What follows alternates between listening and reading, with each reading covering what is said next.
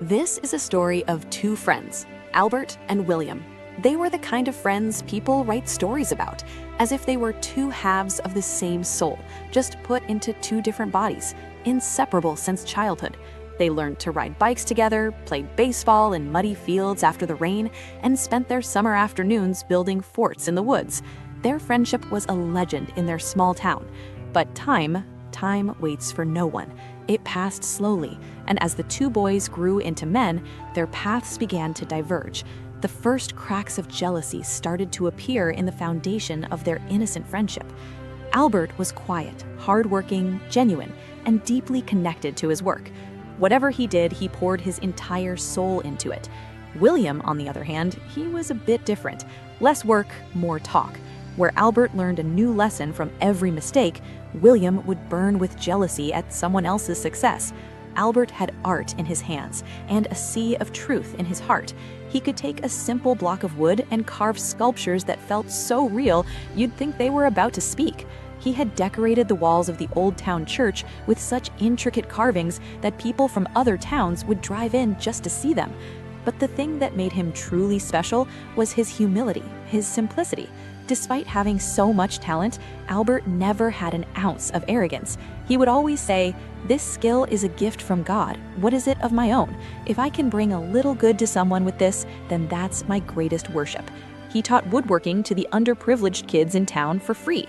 Little kids in torn clothes who didn't have paper or tools, Albert would give them his own tools, sit with them on the dusty floor of his workshop, and when a child made a mistake, instead of scolding, he would lovingly say, "A mistake is a great teacher, son. Don't be afraid of it.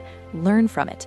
He never saw people as high or low. Sometimes he'd eat a simple lunch with the farmhands in the fields. Other times he'd sit with the elderly folks at the community center, just listening to their stories. He looked for the good in everyone, and perhaps that's why people saw a piece of God in him.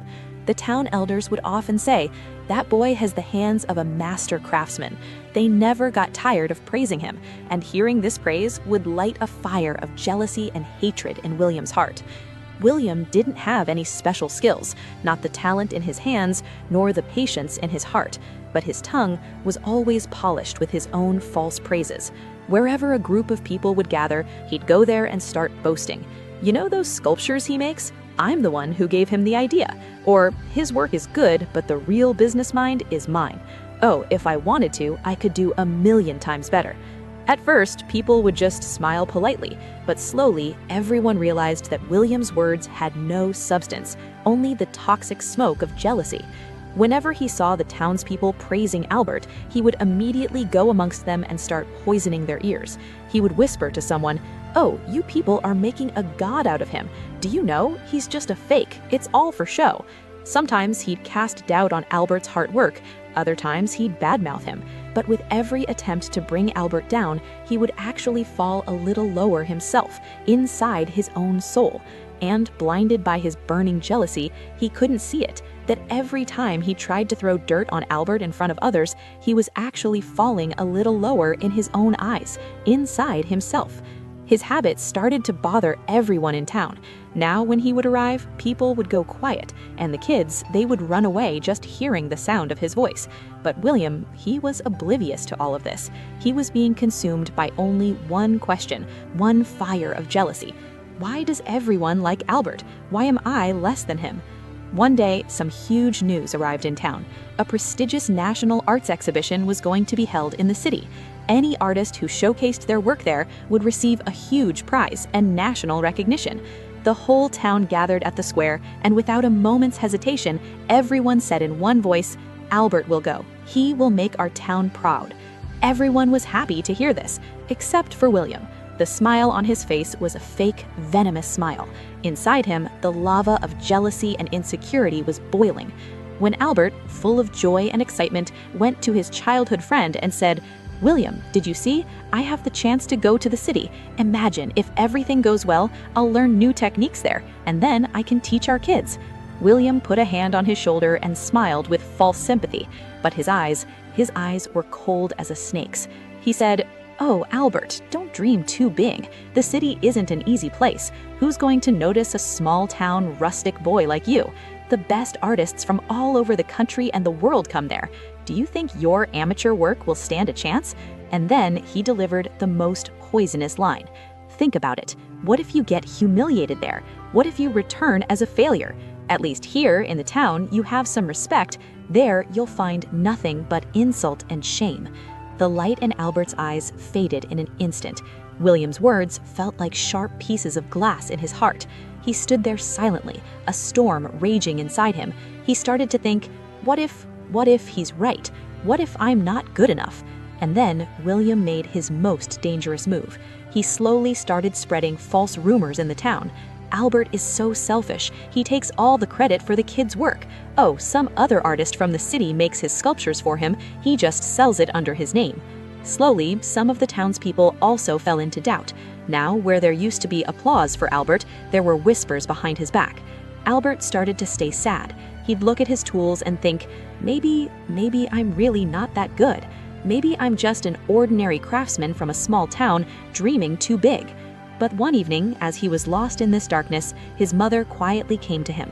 She didn't say anything, just lovingly stroked his hair. Then she said in a very calm but strong voice, "Son, gold does not turn to dust just because it has fallen in the dirt, and a diamond does not become a stone just because it is covered in mud." She looked into his eyes and said, "No matter what people say, no matter how many stones they throw, if your intentions are pure and your talent is true, then sooner or later it will shine like the sun. It's the world's job to kick up dust, it's the gold's job to shine. Just don't you stop shining." Her mother's words reignited the dying flame of courage in Albert's heart into a blazing fire. He wiped his tears and picked up his tools. He had made up his mind. No matter what, he would not be stopped by the words of the world. He would answer, but not with his words, but with his work. Albert was determined. This time, he would show his talent to the world. He worked day and night, without sleeping, without eating, with an almost mad passion, and from a precious block of sandalwood, he carved a sculpture of a lion. Every line, every curve reflected his love, his devotion, and the pain of William's betrayal. When he placed the sculpture at that huge city exhibition, it was as if time itself had stopped. Everyone's eyes were fixed on that sculpture. A very famous, wealthy industrialist said, "This isn't just a sculpture, this is devotion in its living form. I want to buy it at any price." The exhibition hall roared with applause. Albert received the National Craftsman Award. His picture was in every newspaper, his interviews were on TV, and huge orders started coming from all over the country and abroad.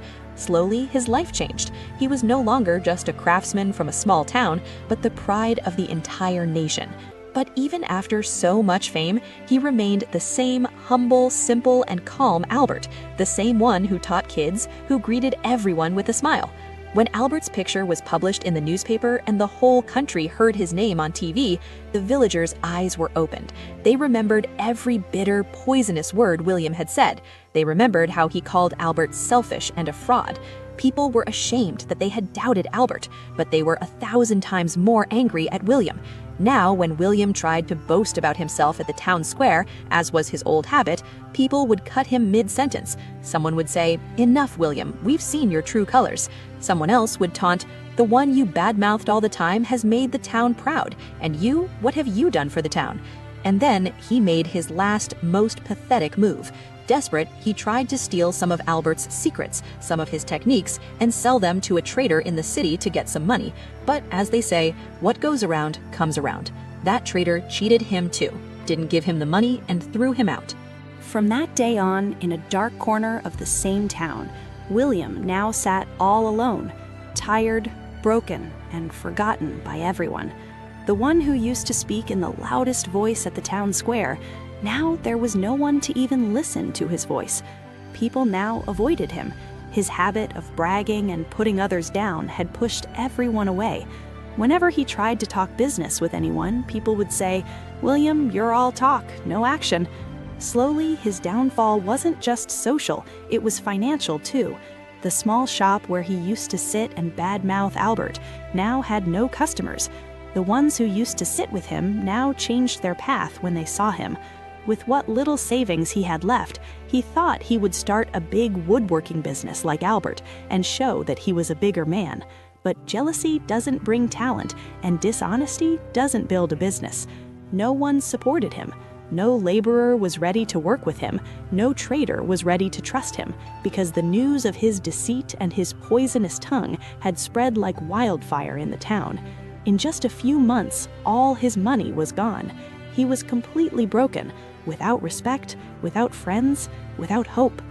One evening, while it was raining heavily outside, he was sitting all alone in his dark, damp hut. The news was on the TV. Albert had received the country's biggest national craftsmanship award, and in the glow of the TV, looking at Albert's smiling face in front of the camera, William's eyes filled with tears. He slowly, in a broken voice, muttered to himself, That could have been me, if instead of being jealous of him, I had learned something from him. That night, the drops of rain falling on his tin roof mixed with his tears, and perhaps for the first time in years, his jealousy melted and turned into a deep, true regret. A few years later, Albert returned to his hometown. He was now a famous artist, known all over the world, but his heart was still connected to the soil of his town. The townspeople welcomed him like a superstar, a hero. Albert decided that he would open a free art school for the kids of his town so that no poor child would be forced to suppress their talent. One day, he got the news that William was very sick and lived all alone. Without a second thought, Albert went straight to his house. It was dark inside the hut. William was sitting on a tattered old bed. There was the moisture of regret in his eyes and the lines of defeat on his face. Seeing Albert, he was silent for a few moments. Then he said in a broken, slow voice, "I spent my whole life trying to pull you down, trying to destroy you, and you just kept rising higher and higher. How, Albert? How?" Albert smiled very calmly. He said, "William, because I wasn't fighting you. I just did my work. I wasn't in a race to get ahead of anyone. I was on a journey to better myself. While you were wasting your energy on stopping me, I was just busy learning something new." William's eyes filled with tears. He said, I wish if instead of being jealous of you, I had learned something from you. If I had stood by you, then today I could have been something like you. But I just wasted my whole life just being jealous of your success." Albert put a hand on his shoulder and said, "William, it's still not too late. Every person gets a chance to start over, as long as the intentions are pure." That day passed. Albert returned to the city and got busy with his work, fulfilling the dreams of his school. And William? William, too, started a new life. He started doing small, honest jobs. Sometimes he'd help lift heavy loads at someone's shop. Other times he'd make clay lamps during festivals. Now there was no false pride on his face, but a true peace, a contentment that he never found even when he had piles of gold. Sometimes he would stand from a distance outside Albert's art school and watch the kids inside laughing, learning, making sculptures. He would smile and say to himself, I wish I had understood this earlier, that true victory isn't in putting out someone else's light, but in taking inspiration from it to light your own lamp." And from that day on, William stopped burning with jealousy and finally learned how to live. Never try to put out someone else's light, because when you do that, the darkness first descends inside you. Don't be jealous of others' shine. Look at it and recognize the flame within yourself. Remember, dimming someone else's light will never make your sky shine brighter. It will only make your heart more cloudy. Type "My light is my own" in the comments if you also believe that true success is not in pulling others down, but in lifting yourself up.